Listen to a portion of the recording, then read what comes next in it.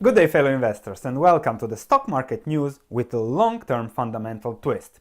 The topic of today is the end of free money, and we're going to show a few examples by discussing Tesla, Bitcoin, why Toys R Us failed, and then finish with why America should impose huge tariffs on BMW and Mercedes because they are using still a lot of free money, which distorts everything. Let's immediately start with Tesla. You know it, but not a lot of people pay attention to this. Tesla's free cash flow is terrible. They are burning more than $1 billion per quarter, and things are not improving. If we take a look at what Tesla promised, guided, and what is actually going on, you can see that Tesla is way off estimates. First, it was that Tesla will produce 5,000 Model 3 cars by the end of 2017. That was missed. Then they postponed it and said they will produce 5,000 cars by the end of the first quarter of 2018. They are way off that.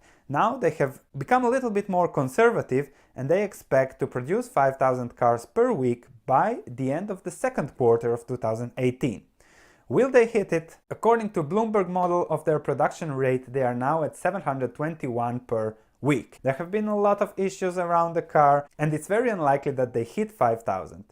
This means a lot of things. If you look at the balance sheet of Tesla from 2016 to 17, liabilities increased by 6 billion. And if you look at from 2015, liabilities increased by 18 billion. So from 7 billion to 24 billion in 2 years, which is huge. This means that what Tesla needs to survive is availability of capital. So they need cash, be it in form of new equity raises or debt. As long as they can get as much cash as they want on their promises that they never managed to fulfill, they will survive and things will look as they are. Let's see who owns Tesla and who is really the financing behind it. Fidelity, Bailey Gifford, Price T. Rowe Associates, Vanguard, BlackRock. So index funds, hedge funds, pension funds, all that have a lot of money now and they are seeking risky assets in order to reach any kind of performance. However, Jim Chanos, the short guy in the stock market, said that Tesla is worth zero and he is short the stock. And he thinks that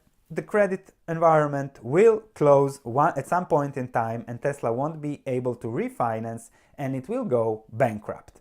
The stock price of Tesla underperformed the S&P 500 in the last few years, so it's not such a miracle stock anymore. And this brings me to what can happen, and there we have the story of Toys R Us. They needed 400 million, just 400 million to refinance, pay the suppliers and to try to survive after a good season. They didn't manage to get it because when the first capital provider gets scared, it becomes a chain reaction and all of them get scared. And simply you ask for money, but nobody's going to put money where they know there is very little probability of getting that money back. And Tesla is promising a lot also, and when the first of those in the capital providing chain says no, all others will too says no, because everything depends on people believing in Tesla. When the trust shifts, it's over. Tesla can go bankrupt very quickly, and that's in the picture of ending free money, higher interest rates, that's very dangerous. Similarly, the Bitcoin, since we have started to see some more tightening, some more normalization, we can see how also the Bitcoin isn't attractive very more, and it's on a straight downward trend.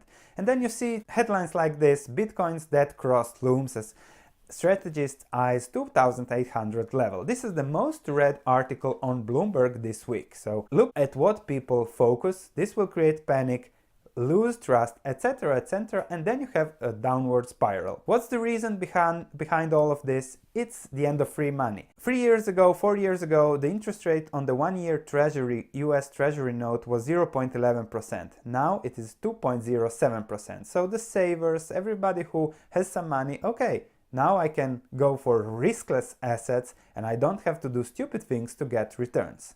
This is what the end of free money means, and we have seen it on Toys R Us and we will probably see it on Tesla, or the risks have hugely increased. However, there is still a place where the money is free. Let's see what is Daimler paying on its debt. If we look at the bond list of Daimler, we can see that the yield is mostly 0%, and there low you have a yield that's negative. So minus 0.26%, minus 0.24%. This means that people that lend money to Daimler are not making any money on it. This is because the ECB is buying, which puts Daimler in a hugely advantageous position when doing business. So when Trump says that he should put tariffs on BMWs and Mercedeses, he's right, because they have free money and they compete around the world with free money. Ford pays around 4.5%, 5% on its debt. So that's a huge difference, that's a huge competitive advantage, and that's also a way to stimulate domestic companies. So ECB is doing by buying directly those bonds. That's stimulus. That's the opposite of tariffs, but it's stimulus, and other countries will have to adjust for that because it's simply not fair. There's not a global fair amount of, let's say, interest rates. So it's always a dance, higher, lower, higher, lower. The free money is drying up in the US. Probably we'll see something similar in the Eurozone, and who knows about Japan or other countries. So the environment is shifting. We have seen the short-term news, how those companies are affected, how those companies might be affected with Toys R Us, Tesla. So we'll see how this evolves over the longer term. One thing to keep an eye on. Thank you for watching Tomorrow, an analysis of Berkshire. I'll see you in the next video.